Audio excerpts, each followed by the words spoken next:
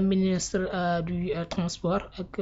nekk actuellement nouveau ministre des forces armées di Yankoba Diémé ba léegi mi ngi continuer Alaaji Rawaan di joxe des explications liées à le fait que mu daal di rester ci li nga xamante ni moom moo di gouvernement bi nga xamante ni moom moo daal di nekk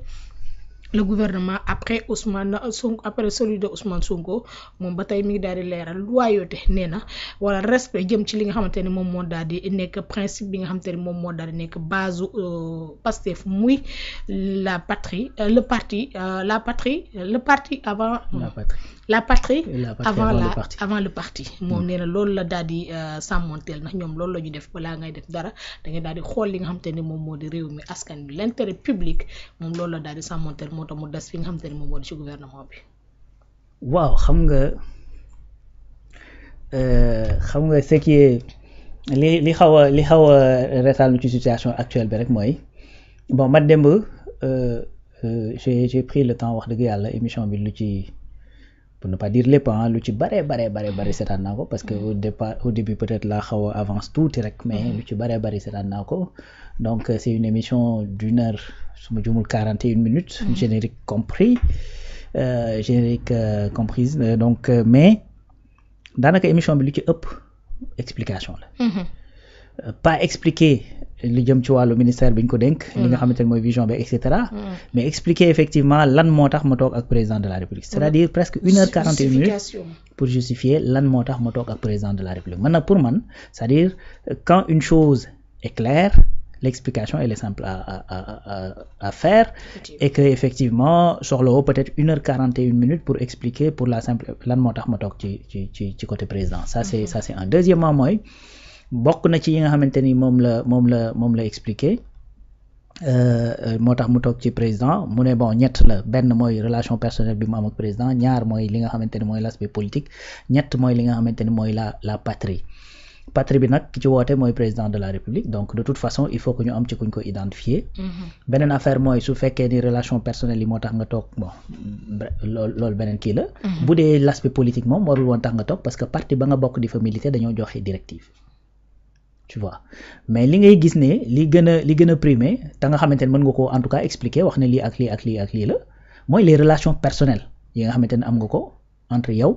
ak le président de la république président Bassirou Diomaye Faye au-delà de ça li ngay wax mooy l'appel de la patrie mais l'appel de la patrie xam nga dafa am benn sew bu ci am ajaaru ba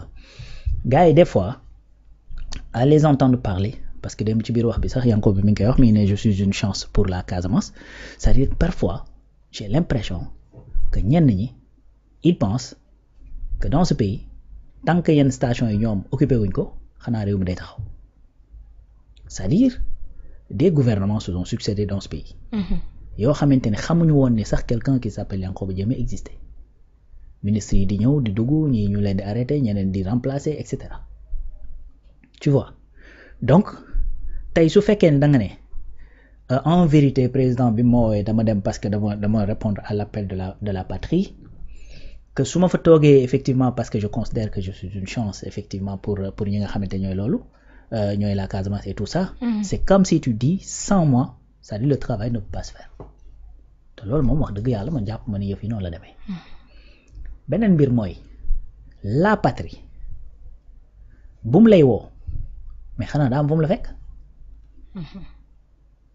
buñ lay woo dafa fekk ne yow nekkoo fañ lay woowee foo nekk duñ la fa woo am déet c'est-à-dire buñ lay woo ci la patrie dafa am fuñ lay fekk fiñ lay fekk nag dafa am ay façon c'est pas pour rien que l'adjectif qualificatif existe en français et puis ci làkk yëpp sax nag pourquoi ñi nekk ci gouvernement bi yëpp duñ ne c'est des hommes politiques oui pourquoi duñ ko wax parce que tout le monde n'est pas un homme politique tey boo jëlee Cheikh Niang bañ koy woo dañ ko fekk mu nekk dans la diplomatie ñu ne kii c'est un diplomate ñu woo général Birame Diop ñu ne kii c'est un militaire ñu woo Bamba Cissé ñu ne c'est un avocat ba léegi waxuñu politicien de mais tey bu ñu woowee Yankoba Diémé qui pense au banquier qu'il est Mabouba Diagne bu ñu ko tuddee da ngay jàpp banquier mais tey buñ ne Yankoba Diémé immédiatement sa xel ci lan lay njëkk a dem pas ci profession c'est-à-dire ci parti Pastef la sa xel di dem parce que fa nga koy ràññaatle parce que c'est un homme politique kon dafa am ci lu ñu ko fekk kon foofu ñu ko fekk ñooñu ñoo ñëw am xalaat bu wuutee xalaat ak 46% de la population 46% de la population dañoo jàpp ne li Pastef di xalaat baaxul pour réew mi da nga wax bi 56% de la population 54% jàpp ne li Pastef di xalaat ak ñamu àndal ñoo mën a soppi réew mi kon nañ leen ko jox da nga wax bi pourtant ñooñu noonu jox la du Sénégal yëpp du Sénégal yëpp de léegi boo ñëwee di doxal da ngay doxal pour tous les Sénégalais mais est-ce que da ngay doxal xalaatu Sénégalais yëpp est-ce que da ngay doxal xalaatu ki nga xamante ne moo fi nekkoon yoroon réew mi te nga jëlee ko fi pour remplacer ko boo defee exactement li mu doon def doo fi defaat mandat ñu jëlewaat la fi parce que jàpp ne ñooñu lañ doon doxal du noonu moo tax li ma bëgg a wax tout simplement mooy c'est-à-dire l'intérêt général dafa nekk loo xamante ne lu am la dañu war a doxal la mais loolu lay yóbbu ci intérêt général xalaat ya koy doxal ça dafay nekk ay xalaat yu particulier des fois sax mu nekk lu personnel parce que ay nit yu bokkee xalaat ñooy dajaloo tënk benn mbir ne ñun de nii lañ jàpp ne la réew mi nar a doxee da nga wax bi loolu nag porté la ba nga yegg foofu xalaat yooyu noonu nga xamante ni sax moom mi ngi koy rappeler moom Yankhoba di wax ne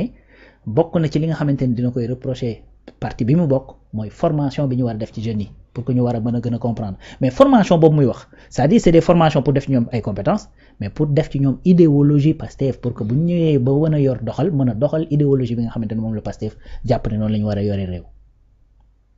du dëgg mais loolu mooy waral tey président de la République bu ñëwee toog di présider mais di demander de la loyauté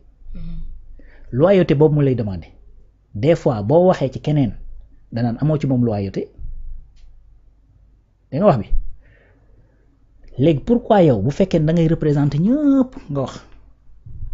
buñ nekkee di liggéey yow tudd Ousmane Sonko nga dàqe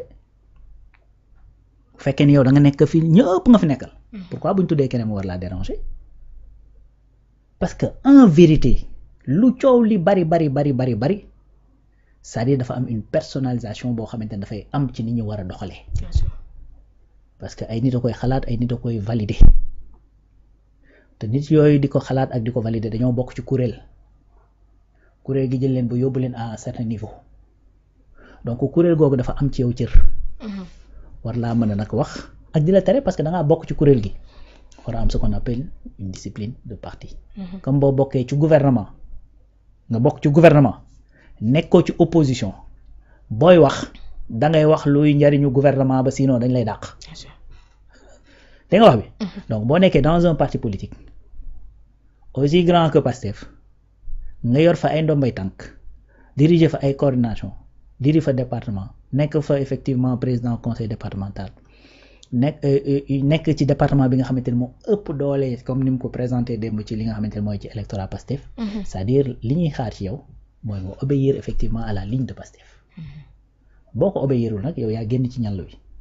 boo génnee ci ñàll wi li ñu lay wax mooy dellu sil ci yoon wi boo ci dellu sil dañ lay bàyyi nga nekk ci ñàll wi nga dem ànd ak ñi nga xamante ne ñoom nga bëgg a àndal kon man damaa jàpp ne le débat bi ñuy wax ne oui c'est-à-dire j'ai mis l'intérêt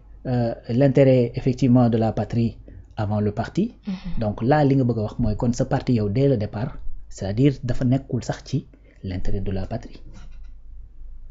parti bi intérêt patrie moo ko tax a jóg di moo tax nga militer fa pendant des années di moo tax nga daw dem pour conquérir pouvoir moo tax nga bëgg a dem jël assemblée nationale moo tax nga bëgg a dem nekk président de la république moo tax nga bëgg a réformer li nga xamante ne mooy la justice donc parti bi ci boppam c'est-à-dire patrie bi moo ko tax a jóg et ça c'est la réalité de tout parti politique ñëpp amul parti booy dem fëgg ne ko lan moo tax a jóg mun la sama parti c'est-à-dire patrie bi moo ma tax a jóg la lay wax mais da koy def au sein de son parti lu dëgg lii mooy la réalité des choses li tax nag ma insister ci loolu mooy Yankhoba dafa wax ne moom mënta comprendre ministre dem wuy ji ñu ne ko da ngaa trahir DG toog ñu ne ko yow góor nga xam nga lan mooy différence bi dama lay jox benn exemple boo xamante ni xiisa la bu gars yi di kii je sais pas si c'est vérifié ou pas mais ab njàngale da cee nekk dafa am ko moom ne njaareem dafa am ko mës a ñëw ci kër gu mag indi fa ay cadeau indi fa ay yëf daal di installé bi sëriñ bi génnee ne ko fi indi li ñun ko diw la mu ne woo leen ne ko na ko génne kooku jàpp ne li mu doon bëgg a dabee mbégum sëriñ bi da cee dab ab meram mu ñëw di génne bagage yi di jooy am lu ko metti lool di ko génne di jooy di génne di jooy di génne di jooy bi mu defee loolu ba noppi sëriñ bi woolu ko bi mu ñëwee mu ne ko li nga am ci ba ngay génne bagage yi amoo ko ci bi nga ko fiy dugal ndax ba nga koy génne danga koo génne ci ndigal waaw c'est ça la différence entre DG bi nga xamante ni daa toog ak ki nga xamante ni mooy ministre bi nga xamante daa dem DG bi toog dàquñu ko ministre bi dem dañ laa dàq pourquoi ñu dàq la parce que le gouvernement est collégial bu ñu dàqee premier ministre dàq ñëpp waaye DG bi dàqaguñ ko ministre bi parti bi nga bokk yow te di fa revendiquer wu joxe instruction ne kuñ ci dàqul bu la neexee mën ngaa toog nga wéy di doxal li nga xamante ni mooy gis-gis bi ñu bëggoon bi ñu bëgg a doxal parce que gis-gis bi ñu bëgg a doxal bu ñu ko nanguloon dañuy ñëw dugg ci gouvernement am doxal ko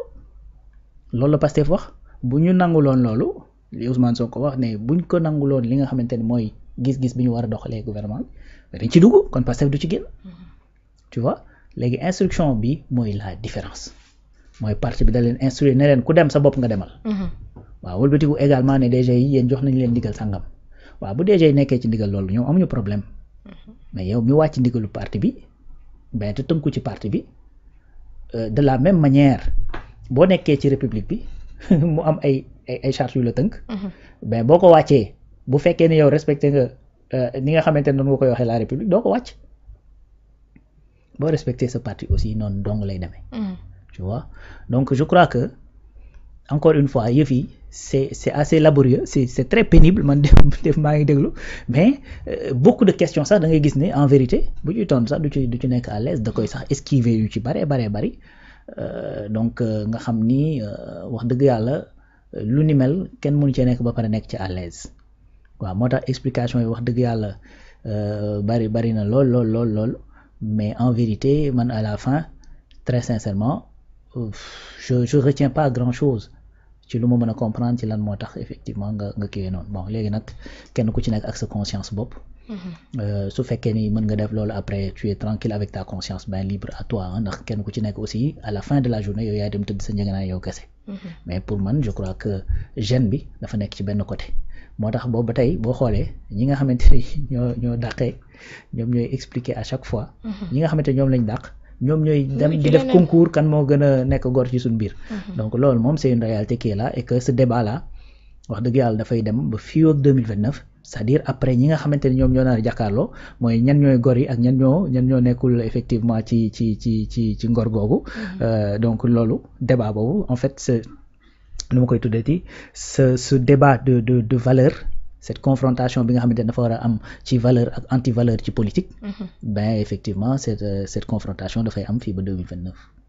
bien sûr alors moom mi ngi daal di wax ne moom génnul fi nga xamante ne moom moo di ci parti Pastef ndax jëlul lettre bu démission bu mu déposé te tamit ñoom dàquñu ko génnewuñ ko mais à travers acte bi nga xamante ni moom la daal di def ndax moom génnewul boppam sans savoir que ni génn na ci Pastef xam nga en vérité li gën a difficile sax li muy dund nii moo gën a metti génn xam tey Moussa Balla bi yëf yi ne kët ni jon li mu def mooy dafa anticiper ne man génn na donc keroog rek maa ngi koy wax fii di wax ne sama prof bi ma yoroon histoire géo ci scandale Watergate bi Nixon loolu la daan wax mu ne Nixon amul woon choix dafa amoon en fait mu ne ñaari choix la amoon soit day démissionner ou se faire démissionner te comme se faire démissionner ça n'existe pas donc il fallait qu'il parte mais bon Moussa Balla loolu la comprendre très tôt daal di dem moo tax boo xoolee dès que mu démissionné tu vois dégg nga ko muy wax doo ko dégg mu wax ju bari parce que en vérité ben posé na acte boobu dem na en fait consommé na ko mais par contre su fekkee da nga bëgg nekk ci bii nekk ci bële loolu moom jafe donc comme ni ko gars yi di waxee nag mënoo di tëgg tama ba pare effectivement di wokk sa ginnaaw c'est pas possible c'est-à-dire tey li gars yi di tooñ di wax ngarale gi nag moo nekk nii mooy ne effectivement def naa loo xamante ni nduróotuma ak ñi ma nekkal te mënumaa demal sama bopp génn c'est ça qui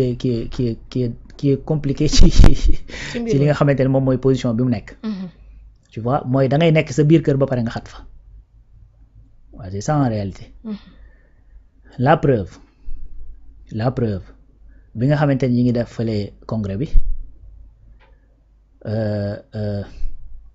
nu ma koy tuddati apte ak fusion parti yeeg yooyu def nañ ko vendredi mën nañ ne jour ouvrable la jour boobu effectivement dafa amoon sax conseil des ministres si je ne m'abuse non en fait bon beneen semaine bi jiitu bi la moo amoon kii bi wala semaine boobu la bon bref samedi bi ak dimanche bi jàpp naa ne ministres yi moom ci seen i